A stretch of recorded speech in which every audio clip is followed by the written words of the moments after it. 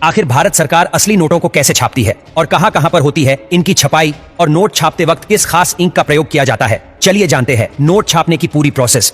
भारत में नोटों की छपाई के लिए कुल 4 प्रिंटिंग प्रेस बनाए गए हैं, जो कि नासिक, देवास, मैसूर और पश्चिम बंगाल में साल्बोनी में नोट की प्रिंटिंग का काम होता है। नोट को बनाने में एक खास तरह की इंक का इस्तेमाल किया जाता है, जिसे स्विट्जरलैंड की एक कंपनी बनाती है। ये कंपनी सिर्फ भारत ही नहीं बल्कि और भी कई देशों में इंक का एक्सपोर्ट करती है। अलग अलग नोटों की छपाई के लिए अलग अलग तरह की इंक का इस्तेमाल किया जाता है। इन नोट्स के लिए जीस पेपर का इस्तेमाल किया जाता है। उसके लिए एक मिल भारत के होशंगाबाद में है, जहां पर नोट्स और स्टैंप्स के लिए पेपर तैयार किए जाते हैं।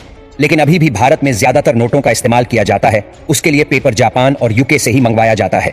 अगर हम आरबीआई के आंकड़ों को देखें तो आरबीआई का यह कहना है कि 80% नोट अभी भी विदेशी कागजों पर ही छापे जाते हैं। इन पेपर्स में 75% कपास यानी कॉटन और 25% लीलन को मिलाया जाता है। कॉटन और लिलन को अब बड़े बड़े बुंडल में पैसा बनाने की फैक्ट्री में लाया जाता है, जहां इन्हें एक बड़ी मशीन के जरिए अच्छे से आपस में मिक्स किया जाता है। अब कुछ समय के बाद पानी अलग करके सूखे हुए मिक्सचर को एक दूसरी मशीन में डाला जाता है, जो इस मिक्सचर को बड़े बड़े थिन शीट्स में बदल देती है। लीजिए, नोट छापने के लिए इस्तेमाल होने वाला पेपर तैयार है। अब इस पेपर को भारतीय नोट का रूप देने के लिए इस पर प्रिंटिंग करनी होती है, जो कि बहुत सोच समझकर की जाती है।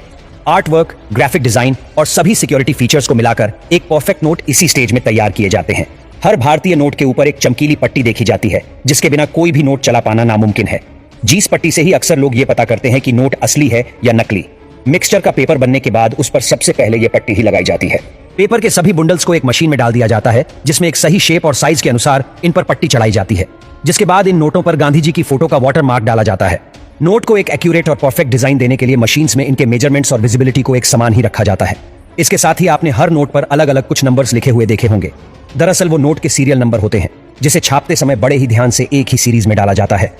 प्रिंटिंग के समय हर चीज को चेक करने का जिम्मा क्वालिटी इंस्पेक्टर का होता है, जो कि कंप्यूटर्स के जरिए इन्हें अच्छे से चेक करते रहते हैं। अब बारी आती है नोटों पर कलरिंग करने की।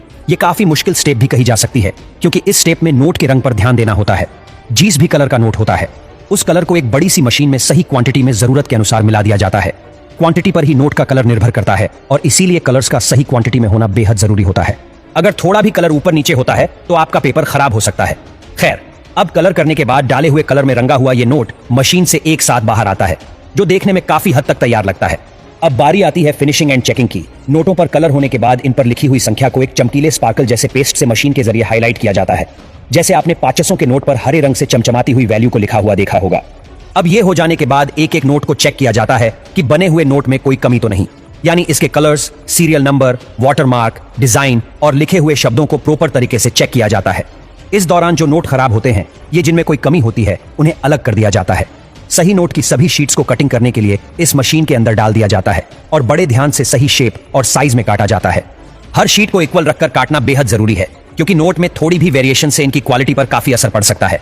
काटने के अलावा इन नोटों को सही ढंग से प्रेस भी किया जाता है, जिससे ये एकदम कड़क पेपर की तरह बन जाते हैं। उसके बाद सभी नोटों को ट्रांसपेरेंट पन्नी में बंद कर दिया जाता है, ताकि ट्रांसपोर्टेशन के दौरान ये सेफ रहे। अब एक एक करके क्वांटिटी के अनुसार इन्हें अलग अलग गत्ते के डिब्बों में रखकर बैंक्स में पूरी सेफ्टी के साथ पहुंचा दिया जाता है।